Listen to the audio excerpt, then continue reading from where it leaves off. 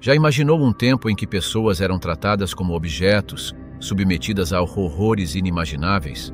Enquanto muitos conhecem a história do Brasil, você sabe o que aconteceu com os escravizados nos Estados Unidos? No vídeo de hoje, vamos revelar 13 fatos perturbadores sobre a escravidão americana que vão te surpreender, e o que fizeram no tópico 3 vai te aterrorizar. Então, fique até o final, deixa o like e se inscreve no canal. 1. A invenção que mudou a agricultura americana. No final do século XVIII, a agricultura era extremamente forte, mas as ferramentas ainda eram rudimentares. Porém, algumas inovações foram vistas naquele período, como veremos a seguir. Em 1792, Eli Whitney, um jovem formado em Yale, viajou à Geórgia em busca de novas oportunidades. Lá, inspirado pelos campos de algodão, ele inventou algo revolucionário para a agricultura norte-americana: o descaroçador de algodão. Isso aconteceu em 1793. Antes da invenção, separar as sementes das fibras era uma tarefa lenta e dispendiosa, realizada por trabalhadores escravizados. Isso limitava a produção do algodão de fibra curta, o tipo mais comum no sul do Siparecana, Iowa, e favorecia o algodão de fibra longa, mais fácil de processar, mas de cultivo restrito à costa. O descaroçador de algodão mudou isso. Sua eficiência permitia processar 50 vezes mais algodão por dia que um trabalhador, tornando o cultivo de algodão de fibra curta altamente lucrativo. A expansão das plantações para o interior, onde o algodão de fibra curta predominava, transformou o sul do Zepúzio, mas também teve um efeito inesperado: aumentou a demanda por escravizados. Com o aumento da produção, mais mãos eram necessárias para plantar e colher, não para processar o algodão. Como resultado, a importação de escravizados cresceu rapidamente, especialmente em Charleston, que se tornou um importante centro de tráfico humano. Frederick Douglass, abolicionista e ex-escravizado, refletiu sobre essa ironia. A invenção que deveria impulsionar a economia acabou reforçando a escravidão. Quando Whitney apresentou sua máquina, o impacto foi imediato. Os espectadores ficaram maravilhados, e um deles declarou: "Aqui está o rei que governará o sul." O algodão, processado de forma eficiente, tornou-se o motor da economia, com os escravizados como trabalhadores forçados. Curiosamente, Whitney não obteve lucros significativos com sua invenção, já que o design simples levou a uma rápida violação de sua patente. Ele passou anos em batalhas legais, lamentando a falta de compensação financeira, mas o impacto social e econômico de sua invenção deixou uma marca indelével na história. 2. A base da economia. No início do século XIX, o algodão tornou-se o motor da economia do sul dos Estados Unidos, impulsionado pela demanda dos moinhos têxteis da Revolução Industrial na Inglaterra. Portos como Charleston e Nova Orleans se tornaram centros de exportação, e o historiador John Motley destacou seu poder, afirmando que o algodão reinava sobre o sul, a Grã-Bretanha e a Europa. Esse império agrícola, contudo, dependia da escravidão. Em 1860, cerca de 4 milhões de escravizados trabalhavam nas plantações. Senadores como James Henry Hammond defendiam abertamente essa dependência, afirmando que o mundo não sobreviveria sem o algodão. A prosperidade do setor beneficiava não apenas os plantadores, mas também bancos de Nova York, comerciantes de Liverpool e fábricas europeias. Solomon Northup, em 12 anos de escravidão, relatou o trabalho exaustivo dos escravizados nos campos, obrigados a trabalhar do amanhecer ao anoitecer. Embora considerado o rei da economia sulista, o algodão tinha uma base frágil, sustentada pela exploração. Com a aproximação da Guerra Civil, questões morais e políticas desafiaram seu domínio, levando a grandes transformações nos Estados Unidos. 3. A reprodução de escravos. Após 1808, nos Estados Unidos, quando a importação de escravizados foi proibida, a demanda por trabalho no sul, especialmente nas plantações de algodão, não diminuiu, mas se transformou. Em vez de trazer mais pessoas da África, o sistema forçava a reprodução entre os escravizados para aumentar a mão de obra. A Virgínia, com uma das maiores populações de escravizados, foi apelidada de Estado de Reprodução. Lá, figuras como Robert Lumpkin, dono da prisão de Lumpkin em Richmond, estavam envolvidos na prática, promovendo acoplamentos forçados e separações familiares. Essa prisão tornou-se um símbolo do sofrimento, com os corpos dos escravizados sendo usados para gerar mais escravizados. A escritora Harriet Jacobs, ex-escravizada, relatou em sua autobiografia como seu mestre, Dr. James Norcom, a forçou a ser sua amante para aumentar a população escravizada. Sua história ilustra o abuso sexual sistemático das mulheres negras como parte dessa estratégia econômica.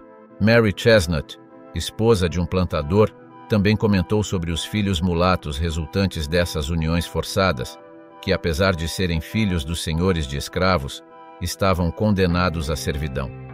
Apesar de ser uma prática amplamente reconhecida, a reprodução de escravos raramente era discutida abertamente. O comércio de mulheres reprodutoras era feito em anúncios codificados, disfarçando o sofrimento que se escondia atrás de palavras como wenches, mulheres negras. Em fazendas de reprodução, os escravizados eram forçados a se reproduzir, com mulheres sendo violentadas para garantir filhos, enquanto suas famílias eram despedaçadas, incapazes de proteger os entes queridos do controle do sistema escravocrata. 4. O sofrimento nos campos de algodão. Desde o amanhecer, os trabalhadores eram chamados para dias longos e exaustivos, seja nas plantações de Monticello ou em Natchez. Seus dedos ágeis colhiam flores de algodão, enquanto o peso das sacas aumentava ao longo do dia. Além do campo, os escravizados também eram artesãos. Em Montpellier, por exemplo, trabalhavam como ferreiros ou carpinteiros, enquanto as mulheres cuidavam das tarefas domésticas e dos filhos dos senhores. O trabalho era incessante, como Harriet Jacobs descreveu, e a renovação da natureza pouco aliviava a pressão constante. Nos momentos de descanso, histórias e canções codificadas traziam alívio e esperança. Espirituais como Still Away to Jesus carregavam mensagens secretas de fuga, criando espaços de resistência emocional. Mesmo nas cabanas de terra onde viviam, as famílias encontravam consolo no convívio. Os domingos, frequentemente não livres, eram usados para cuidar de hortas pessoais. Embora algumas plantações permitissem que os escravizados vendessem artesanatos, isso não compensava a opressão diária.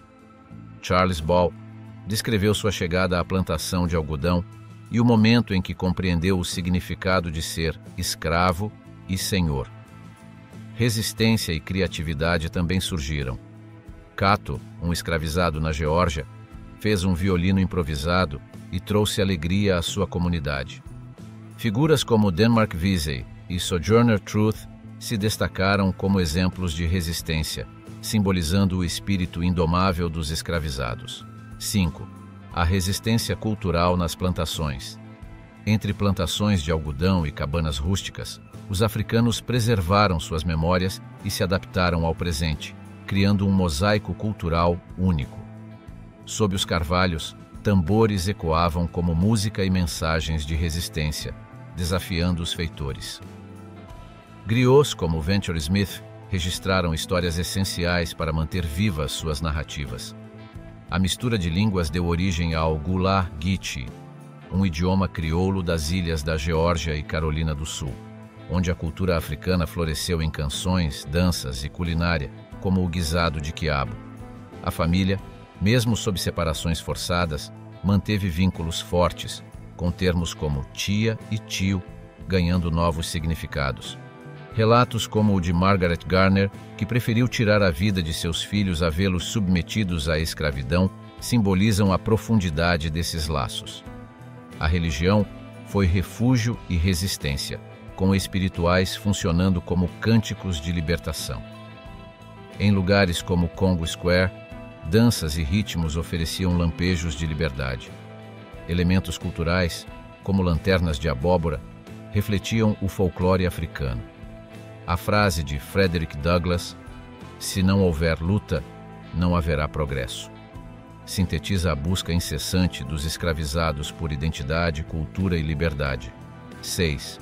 Opressão nas plantações. Entre campos de algodão e mansões imponentes, a subjugação dos escravizados era implacável, sustentada por correntes, chicotes e uma rede de vigilância constante. Nos amanheceres de propriedades como Monticello e Plantação Whitney, os colares de ferro eram usados para marcar os escravizados considerados rebeldes ou fugitivos. Esses colares, mais do que um símbolo de opressão, eram instrumentos de medo, enquanto patrulhas armadas percorriam os campos para capturar os que tentavam escapar ou resistir. As punições físicas, como o açoite, eram comuns, mas também havia tortura psicológica, como a separação forçada de famílias, que garantiam obediência por meio do medo da perda. A brutalidade era acompanhada por uma versão distorcida da religião, usada para justificar a escravidão e suprimir qualquer tentativa de rebelião. No entanto, figuras como Nat Turner desafiaram esse controle, liderando uma revolta movida por uma visão divina. Além disso, cães foram criados para caçar fugitivos, mas os escravizados frequentemente encontravam maneiras engenhosas de despistá-los. Harriet Jacobs, que fugiu de seu abusador, escreveu sobre a constante vigilância, retratando as extremas medidas que tomava para preservar sua liberdade. A opressão nas plantações era uma combinação de crueldade física e psicológica, um jogo de controle implacável, onde cada ação visava esmagar qualquer vestígio de resistência. 7. Os outros cultivos. De fato, o algodão, símbolo da riqueza e da opressão, dominava as plantações americanas, mas existiam outros cultivos, como o tabaco, o açúcar e o arroz, também desempenhavam papéis cruciais. John Rolfe, no século XVII, introduziu uma variedade de tabaco doce, transformando a Virgínia em um centro de riqueza agrícola. O tabaco tornou-se mais que uma mercadoria, era moeda corrente. No entanto, seu cultivo extenuante esgotava o solo, exigindo rotatividade de terras e cuidados minuciosos. As plantações de tabaco eram menores que as de algodão, mas igualmente desumanas, com muitos escravizados trabalhando nessas lavouras. Mais ao sul, o açúcar era o principal produto. Embora o Caribe fosse o centro de produção, lugares como a Louisiana também se destacaram. A produção de açúcar envolvia um processo árduo e perigoso, com a necessidade de colher rapidamente a cana e processá-la nos moinhos. O calor intenso e o risco de acidentes tornavam essas plantações especialmente letais. Já nas Carolinas e Geórgia, o arroz exigia trabalho físico extremo. O conhecimento dos africanos escravizados, especialmente os oriundos da Senegâmbia, foi fundamental nesse cultivo. Eles traziam consigo habilidades que lhes davam mais autonomia nas plantações de arroz, embora ainda sob um regime opressor. Essas culturas não só sustentaram a economia do Sul, mas também deixaram legados de resistência e sofrimento entre os escravizados que trabalharam nas lavouras. Nós já vamos continuar com o conteúdo, mas antes comente: quero mais histórias.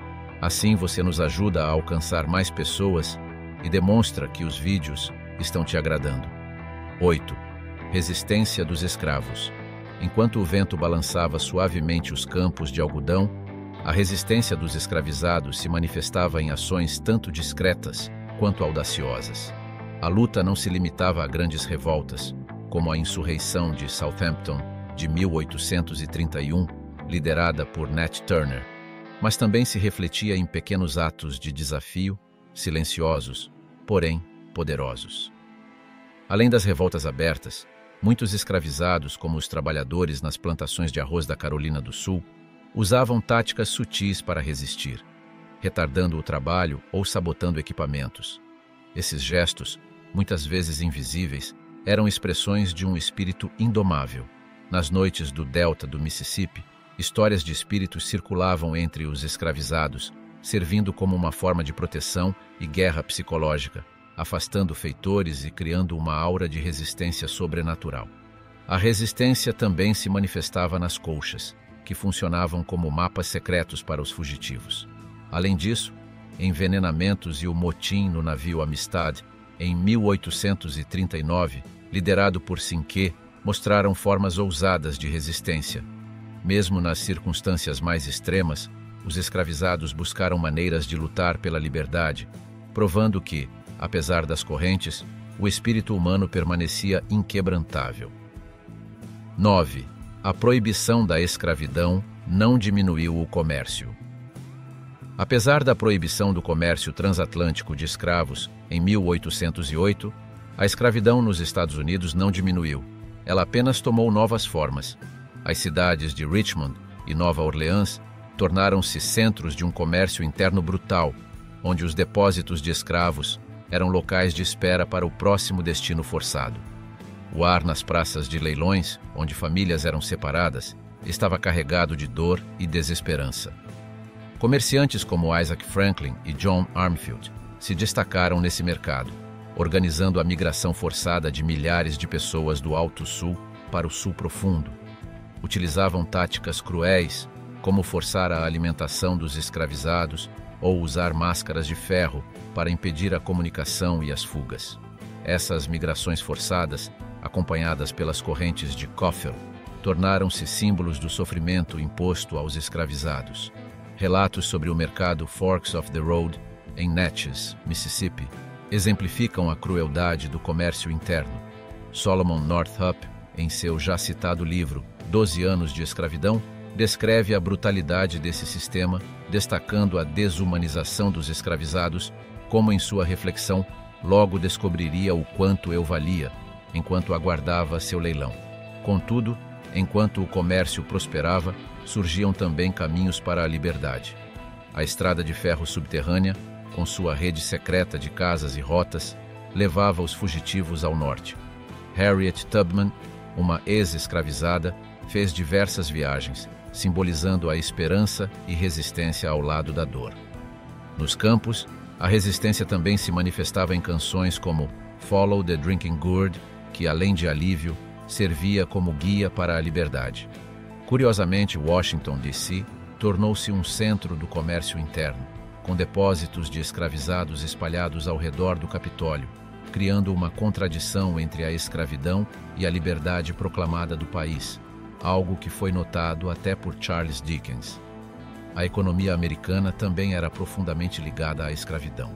Bancos ofereciam empréstimos baseados no valor dos escravizados, enquanto seguradoras vendiam apólices sobre suas vidas, mostrando como a escravidão estava entrelaçada com o capitalismo do país. 10. Opressores e oprimidos. Enquanto os senhores de escravos usavam interpretações seletivas da Bíblia para justificar a escravidão, como em Efésios 6:5, que pediam obediência, figuras abolicionistas como William Lloyd Garrison defendiam passagens que pregavam a igualdade, como Gálatas 3:28, desafiando essa visão. Nos alojamentos dos escravizados, a religião se transformava, misturando tradições africanas e cristãs em uma experiência vibrante de fé. Em lugares ocultos, como os bosques ao redor das plantações, os escravizados se reuniam em busca de consolo e força, e figuras como Denmark Vesey viam na Bíblia uma inspiração para a resistência. Vesey, planejando uma revolta em 1822, usava as histórias bíblicas de liberdade para mobilizar seus irmãos de cativeiro. Canções espirituais como Swing Low, Sweet Chariot e Wade in the Water não eram apenas canções de alívio, mas mensagens codificadas, direcionando os fugitivos e expressando o anseio pela liberdade. O batismo realizado em rios simbolizava não só a renovação espiritual, mas a purificação dos traumas da escravidão. A religião também se tornou um espaço de resistência cultural. Histórias de deuses africanos se entrelaçavam com as cristãs, criando um legado de fé e identidade que resistia ao apagamento cultural. Sojourner Truth, ex-escravizada e defensora da abolição, exemplificava como a fé poderia ser um motor de mudança, usando sua voz para lutar por igualdade e liberdade para as mulheres e afro-americanos. 11. A realidade das escravas. Nos campos de algodão do Sul antes da Guerra Civil, as mulheres escravizadas simbolizavam força e resistência, enfrentando jornadas duras tanto nas plantações quanto nas mansões dos senhores. Além de colher algodão, cuidavam das casas, preparavam refeições e muitas vezes amamentavam filhos de seus opressores, deixando os próprios filhos para trás. Harriet Jacobs, em Incidents in the Life of a Slave Girl, relatou os horrores do assédio constante que a levaram a se esconder por 7 anos em um sótão. A maternidade era angustiante, com o constante risco de separação dos filhos, levando muitas mães a cantar canções tristes de ninar. A costura tornou-se uma forma de resistência, com colchas exibindo padrões que guiavam fugitivos na estrada de ferro subterrânea. Curandeiras que combinavam práticas africanas com o conhecimento de ervas desafiavam a autoridade dos senhores com suas habilidades. Mesmo sob opressão, essas mulheres preservaram sua dignidade, criando espaços de autonomia por meio de reuniões religiosas, heranças culturais e laços familiares, deixando um legado de coragem e esperança. 12. O domínio dos Estados Unidos na produção de algodão. No início do século XIX, os Estados Unidos tornaram-se o maior produtor de algodão do mundo, com o Sul à frente, usando o trabalho escravo para cultivar esse ouro branco. Esse cultivo representava cerca de 60% das exportações americanas na década de 1850. No entanto, a crescente industrialização do Norte trouxe uma mudança de perspectiva. A escravidão, enquanto sustentava o Sul, passou a ser vista com crescente repúdio moral e econômico no Norte. A publicação de A Cabana do Pai Tomás de Harriet Beecher Stowe, em 1852, intensificou essa oposição, transformando muitos nortistas em abolicionistas. Enquanto o Norte se unia contra a escravidão, o Sul se fortalecia na defesa da instituição peculiar. Líderes como John C. Calhoun viam a escravidão como um bem positivo, essencial para a prosperidade. Com a crescente demanda europeia por algodão, acreditavam ser imunes a mudanças. A tensão aumentou com o Compromisso do Missouri, 1820, e a Lei Kansas-Nebraska, 1854, que permitiam a decisão local sobre a escravidão, culminando em confrontos violentos como o Bleeding Kansas. A figura de John Brown, que tentou incitar uma revolta armada em Harper's Ferry, 1859, exacerbou ainda mais as divisões, tornando-o um herói para uns e um fanático para outros. A eleição de Abraham Lincoln em 1860 foi o estopim final. Temendo sua postura contra a expansão da escravidão, o Sul se separou da União, iniciando o conflito.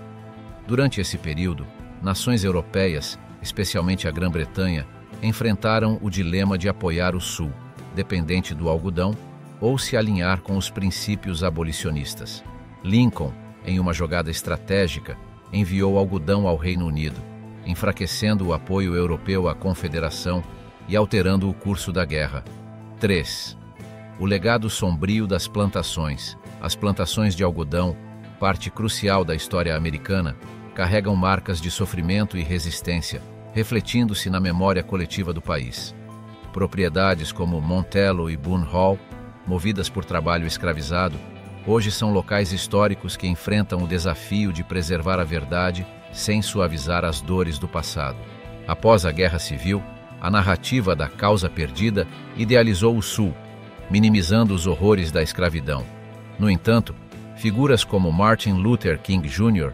trouxeram o legado escravocrata ao centro das discussões por igualdade nos anos 1096.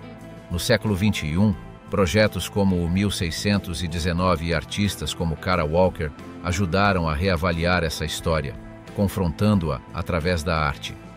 Muitas famílias também passaram a explorar seu próprio legado, em busca de reconciliação, enquanto debates sobre estátuas confederadas refletem divisões persistentes. E aí, o que achou do vídeo de hoje? Qual fato te deixou mais surpreso ou até mesmo chocado? Deixe sua opinião nos comentários, vamos adorar saber.